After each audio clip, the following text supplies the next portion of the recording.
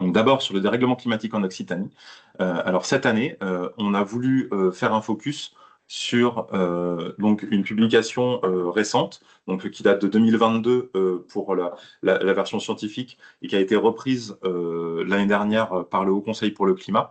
Et ce graphique qui est particulièrement saisissant, qui est donc un graphique des anomalies de température, donc c'est un graphique direct du changement climatique en France. Donc là on est échelle France.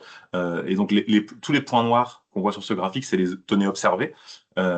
Et donc la courbe rouge, c'est une courbe de traduction statistique lissée de ce réchauffement climatique jusqu'à la date d'aujourd'hui, donc 2024. On voit qu'était une année légèrement au-dessus justement de ce lissage statistique et cette modélisation. Mais ce qui est intéressant surtout de voir ici, et c'est ça qui est assez saisissant et qui est rarement mentionné dans les communications autour du changement climatique, c'est le fait qu'il y a clairement une accélération de ce changement climatique et qu'en fait, on rapporte souvent le changement climatique à la période pré-industrielle, donc avant 1900, mais qui s'avère que le réchauffement en lui-même, ces manifestations, elles arrivent du coup plutôt à une échelle qui est celle de notre vie à nous, pour les gens qui ont 30, 40, 50 ans, parce qu'en fait, c'est depuis les années 80-90 qu'on voit la majorité du réchauffement arriver. Il n'y a pas besoin d'être modélisateur pour pouvoir continuer cette courbe et s'imaginer que ça va continuer à monter assez drastiquement dans les années à venir. Donc il y a vraiment une accélération du phénomène qui doit tous nous concerner.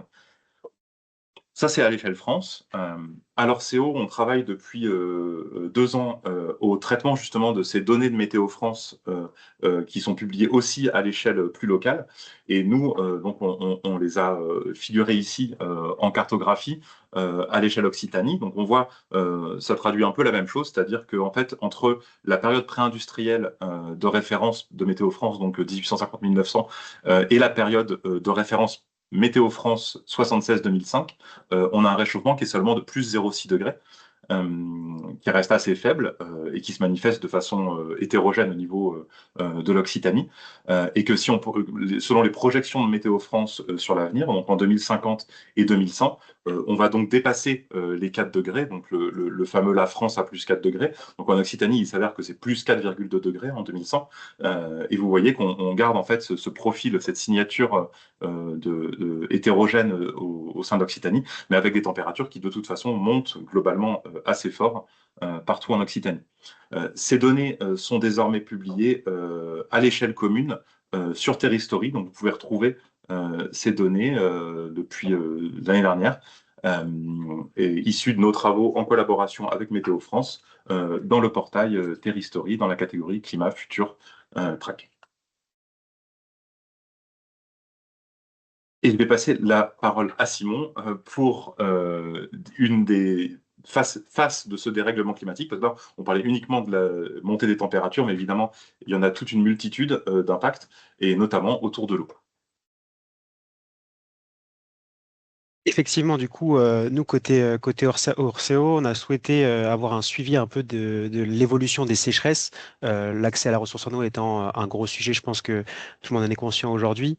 En termes de données disponibles par rapport à ce sujet-là, on a trouvé intéressant de suivre l'évolution des arrêtés sécheresse, c'est-à-dire les arrêtés mis en place par les préfectures pour définir les usages autorisés ou non en fonction des périodes de restriction sur l'eau, de contraintes sur l'eau. Et donc ça, c'est une donnée qui est disponible via Vivio. Et donc nous, ce qu'on est venu récupérer, donc c'est un élément contextuel puisqu'il ne rend pas compte directement de la sécheresse en tant que telle, mais de l'action publique qui est prise en conséquence et donc qui reste quand même un bon indicateur de cette intensification. Ce qu'on a conservé comme niveau d'alerte, c'est les alertes renforcées et de crise.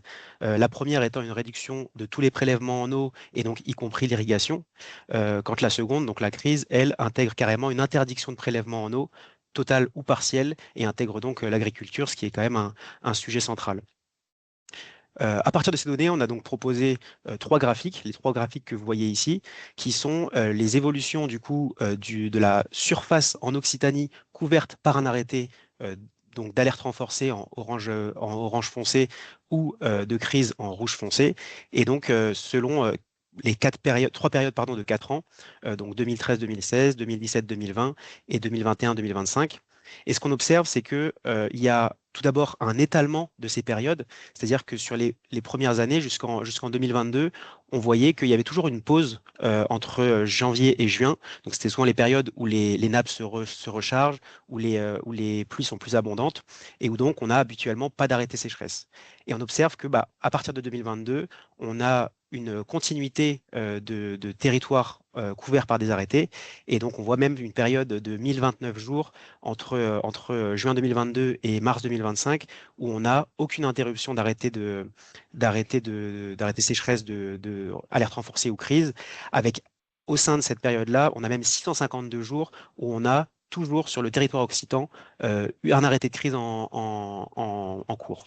Et donc là, bah, clairement, on pense aux Pyrénées-Orientales qui avaient connu des contraintes et une sécheresse très poussée sur cette période-là. Ce qu'on observe également, c'est qu'on a, au-delà de cet étalement des périodes connaissant les sécheresses, on a une intensification. C'est-à-dire que avant 2022, pareil, on dépassait jamais, grosso modo, les 50% du territoire couvert par un arrêté de ce niveau-là. Et que, bah, en 2022, et même plus si on prend l'exemple du 25 août 2022, on avait 84% du territoire qui était couvert par un arrêté de crise ou d'alerte renforcée. Et donc, c'est la carte qu'on vous propose en haut à droite, qui vient un peu rendre état géographique de ce que ça représente. Et donc, on voit que typiquement, voilà, le territoire dans sa quasi-intégralité, se retrouvent confrontés à des restrictions donc de réduction ou voire d'interdiction de prélèvement en eau. Ce qu'on observe également, et c'est ce qu'on a essayé de présenter sur les trois cartes en dessous, elles viennent présenter un score de sécheresse qui donc prend en compte à travers une formule le croisement sur une période donnée entre l'intensité des sécheresses, donc la quantité enfin la surface concernée par les arrêtés et la durée de ces arrêtés. Et donc ce qu'on voit, c'est que il y a des territoires qui sont plus touchés que d'autres. Bah, typiquement, là, j'évoquais tout à l'heure les Pyrénées-Orientales. On voit que clairement, sur la troisième période, elles ont vraiment été très impactées. Mais ce qu'on voit aussi, c'est qu'aucune zone n'est complètement épargnée par cette intensification des sécheresses.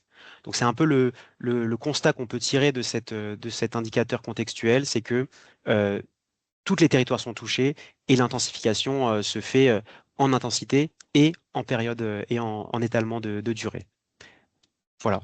Et je vais passer la parole du coup à Noémie, qui elle a travaillé cette fois sur un suivi plutôt indicateur direct à travers les travaux d'Explore 2. Noémie, je te laisse la parole. Ouais, merci. Du coup, toujours dans le cadre des travaux sur le changement climatique qu'on a pu mener à l'Orcéo, on voulait vous parler aussi des futurs de l'eau en Occitanie. Donc ça, c'est un sujet que vous retrouverez pas dans la plaquette, mais qui fera l'objet d'une communication dédiée dans les prochaines semaines. Donc à la fois sur le site internet de l'AREC, mais aussi en publication LinkedIn. Donc aujourd'hui, on a des projections hydrologiques qui existent et qui s'appuient sur un projet national qui est porté par les chercheurs de l'INRAE qui s'appelle Explore 2. Donc, c'est des données scientifiques qui sont assez riches, très volumineuses et qui sont en fait structurées par points de simulation hydrologique, ce qui n'est pas forcément très appropriable par les acteurs territoriaux et les collectivités. Donc, en fait, c'est dans ce contexte-là que l'Orthéo, l'Observatoire Environnement Bretagne aussi, dans le cadre du RAR, donc qui est le réseau des agences régionales de l'énergie et de l'environnement, qu'on a travaillé en fait pour faciliter l'appropriation de ces données par les territoires. Donc c'est un travail qui s'est fait en collaboration avec INRAE, mais aussi avec Météo France. Et l'objectif, c'était vraiment de pouvoir faciliter l'appropriation de ces données. Donc l'objectif principal du travail, ça a été en fait de territorialiser ces informations au format TRAC. En passant de données brutes à des indicateurs qui soient agrégés et qui soient synthétisés par territoire. Donc là, vous avez à droite de la slide le résultat pour l'Occitanie dans un scénario d'une France à plus 4 degrés. Donc à gauche, une carte d'évolution des débits de crue annuels par rapport à la période de référence, donc 1976-2005. Donc là, on voit qu'en médiane, l'augmentation est de l'ordre de 5%, donc ce qui signifie en fait des crues globalement un peu plus importantes qu'aujourd'hui, mais avec quand même une forte hétérogénéité territoriale, puisqu'il y a certains bassins versants qui pourraient connaître des hausses plus marquées et d'autres qui, au contraire, évolueraient plus faiblement. Et à droite, vous avez une carte d'évolution des débits d'étiage des cours d'eau, donc toujours par rapport à la période de référence. Et là, la médiane est d'environ moins 38%, donc avec des diminutions qui sont très prononcées sur une grande partie de l'Occitanie. Et donc, ce recul des étiages va constituer un enjeu principal pour la ressource en eau sur le territoire. Donc ces indicateurs, ils vont être mis à disposition sur DataGouv du RAR, mais aussi mis à disposition sur la plateforme Driasso de Météo France. Et à terme, ils vont aussi, vous pourrez les retrouver aussi sur la plateforme Terrestory. Voilà, Sébastien, si tu veux passer à la slide après, pas de souci. Donc là, pour le coup, la slide dont je vais vous parler, c'est une publication qui est dans la plaquette que vous pourrez retrouver en page 44. Donc qui concerne l'indice feu de météo. Donc on sait aussi aujourd'hui que le réchauffement climatique, il entraîne des feux qui sont plus fréquents, plus intenses, et on constate aussi que ça arrive dans des territoires qui étaient historiquement moins exposés. Donc Météo France utilise un indice qui s'appelle l'indice feu météo, c'est l'indice IFM, qui estime en fait le nombre de jours où les conditions sont particulièrement favorables aux incendies. Et donc sur le littoral, cet indice, il projette en moyenne 20 jours supplémentaires à risque élevé d'ici 2100 par rapport à la période de référence.